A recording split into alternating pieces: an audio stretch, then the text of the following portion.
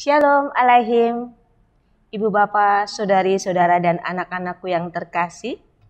Bertemu kembali dengan konten pujian dari GPIB Jemaat Ebenezer Blitar. Carilah dahulu kerajaan Allah dan kebenarannya, maka semuanya akan ditambahkan kepadamu. Dan sejatinya, ujian tidak menghalangi pujian.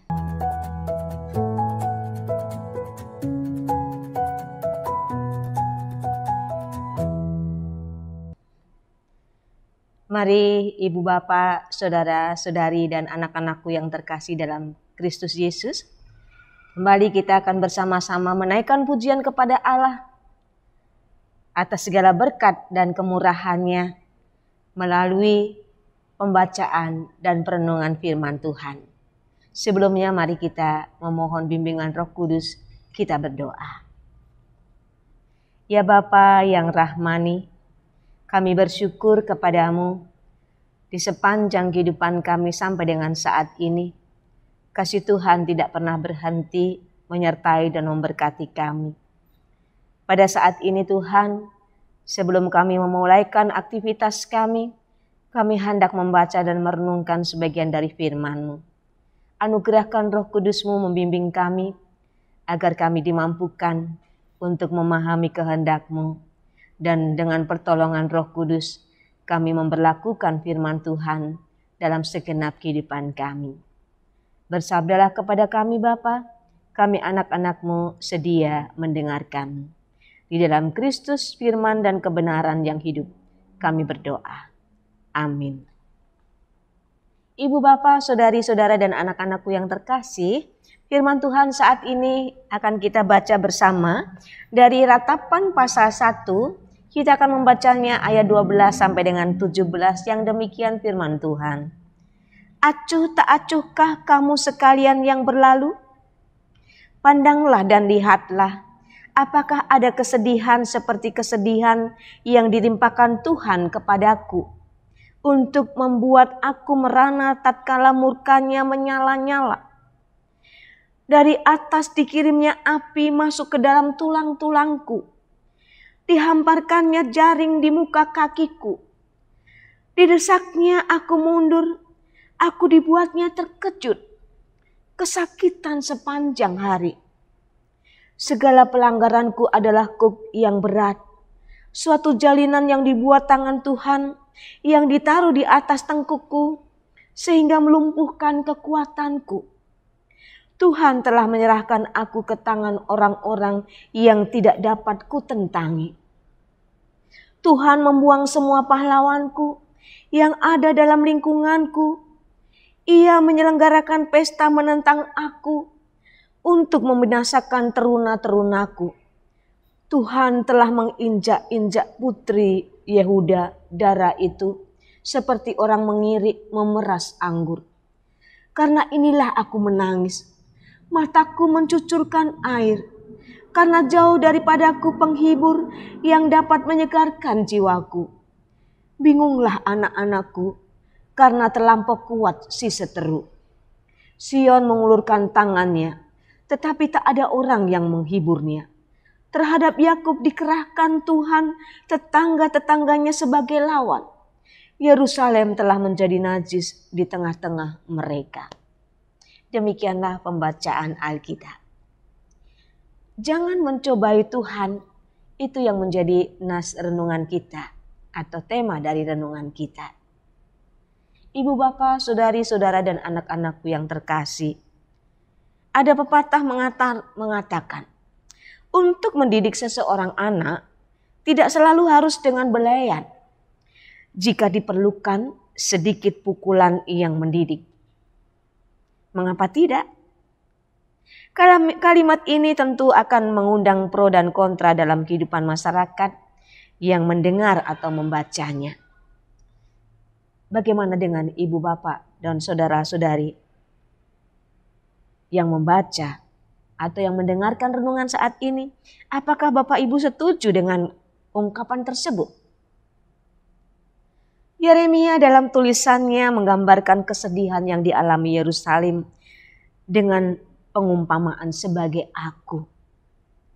Penderitaan yang dialami Yerusalem bukanlah penderitaan yang mudah.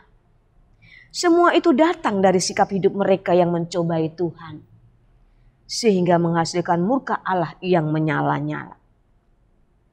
Api yang dikirimkannya hingga menembus tulang. Bayangkan betapa rasa sakitnya. Kita terkena api sedikit saja sudah sakit. Ini menembus tulang. Dibayangkan seperti menembus tulang. Betapa sakitnya. Tuhan melumpuhkan kekuatan. Menyerahkan bangsa pilihannya kepada orang yang tidak dapat dilawan. Tidak mampu Yerusalem untuk melawan penyerangnya. Tuhan membuang orang hebat yang membela Yerusalem.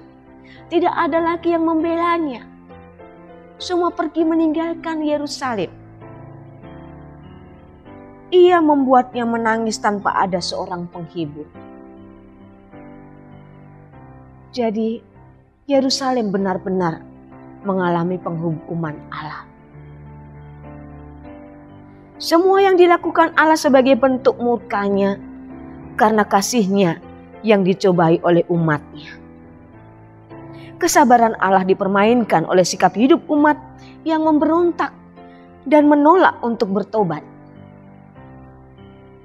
Melalui curahan hati dan ratapan Yeremia inilah umat diajak untuk kembali hidup dalam perkenanan dan kasih Allah.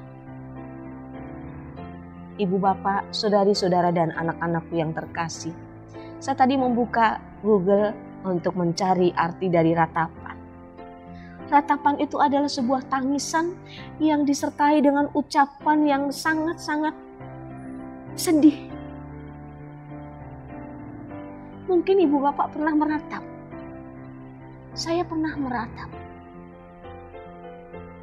Bukan meratapi nasib ya.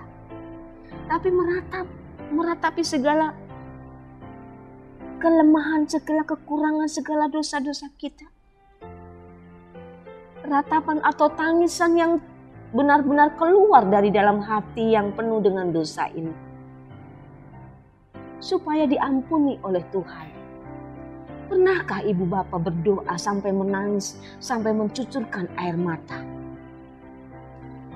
Air mata yang penuh penyesalan karena dosa-dosa yang pernah kita lakukan.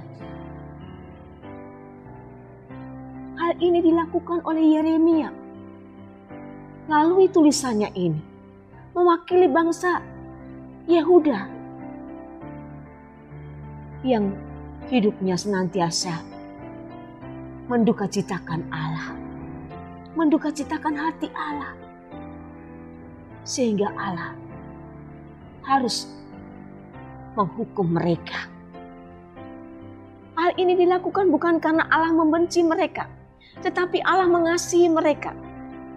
Supaya dengan penghukuman itu mereka diingatkan kembali dan segera bertobat, berbalik kepada Allah, menyesali segala dosa-dosanya. Itu yang dikehendaki oleh Allah. Ratapan yang dinaikkan oleh Yeremia sebagai bentuk penyesalan akan segala dosa-dosa Yehuda diungkapkan dalam tulisan ini. Betapa Yerusalem harus sendiri menghadapi murka Allah ini. Ibu bapak, saudari-saudari dan anak-anakku yang terkasih, sebagai anaknya kita tahu bersama bahwa Bapa kita adalah pribadi yang murah kasih. Namun kasihnya bukanlah kasih yang murahan, yang setiap waktu dapat kita cobai dengan sikap hidup yang salah. Jadi jangan berulang-ulang melakukan salah dan dosa. Kita menganggap bahwa Allah itu maha kasih, maha pengampun. Ya sudah, buat dosa aja, tidak apa-apa. Toh Tuhan akan mengampuni dosa-dosa kita. Oh tidak, ibu bapak. Yang namanya dosa tetap dosa dan akan mendapatkan penghukuman. Oleh sebab itu, melalui firman Tuhan saat ini kita diingatkan agar pola hidup kita tidak mencobai Allah dengan melakukan segala hal yang tidak Dia kehendaki, yang tidak Tuhan kehendaki. dengan alasan bahwa kita akan mendapat pengampunan karena Allah itu Maha Pengampun. Bukan seperti itu. Tuhan Yesus sudah meneladankan bagi kita untuk menjalani hidup ini dengan cara hidup yang kudus. Sehingga jangan lupa untuk kita segera bertobat karena kerajaan Allah sudah dekat. Tidak ada waktu lagi. Kita harus menganggap hidup ini tidak ada waktu lagi. Sehingga kita segera bertobat. Berbalik dari berbuat dosa. Dan memandang Allah. Untuk menjalani hidup sesuai dengan kehendak Allah. Ibu bapak, saudari-saudara dan anak-anakku yang dikasihi dan mengasihi Tuhan Yesus. Ada waktu Tuhan mendidik kita dengan belayan kasih. Namun ada waktu juga saat Tuhan mendidik kita dengan cambukan, dengan pukulan. Oleh sebab itu, mengawali hari baru di pekan yang baru ini, mari bersama kita bangun budaya hidup yang sesuai dengan standar hidup yang Tuhan kehendaki. Hiduplah senantiasa dalam persekutuan yang intim dengan Tuhan dan berani membuka diri untuk dikoreksi oleh Tuhan. Agar semakin hari hidup kita semakin kudus dan berkenan di hadapan Allah. Nama Tuhan dimuliakan lewat kehidupan kita yang kudus, yang berkenan di hadapan Allah. Terpujilah Tuhan Yesus dan firman-Nya. Amin. Mari kita berdoa. Bapa, kami bersyukur kepadamu.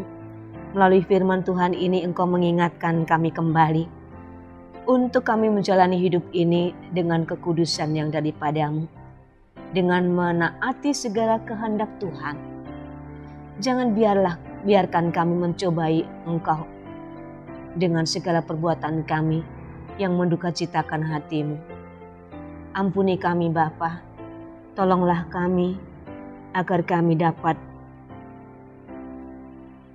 melakukan atau menjalani hidup ini seturut dengan kehendak-Mu. Dan hidup kami semakin hari semakin dikuduskan oleh Tuhan, karena kami mendengarkan apa yang Engkau kehendaki dan melakukannya dalam kehidupan kami. Biarlah di hari baru ini Tuhan, Engkau semakin memperbaharui hidup kami, hati kami, jiwa kami, agar kami ada dalam kemenangan bersama-sama dengan Kristus. Terima kasih Tuhan Yesus. Tuhan mengampuni segala salah dan dosa kami yang selama ini kami lakukan melawan kehendak Tuhan.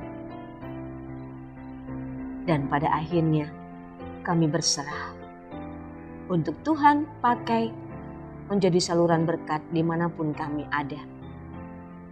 Biarlah hubungan kami dengan Tuhan semakin intim, dan dengan penuh kerendahan hati kami mau dikoreksi oleh Tuhan untuk segala dosa-dosa kami.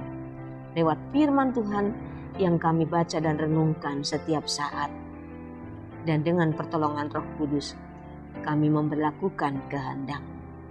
Di dalam nama Tuhan Yesus Juru Selamat kami berdoa dan bersyukur kepada Bapa di surga. Terpujilah nama-Mu kekal selama-lamanya. Amin.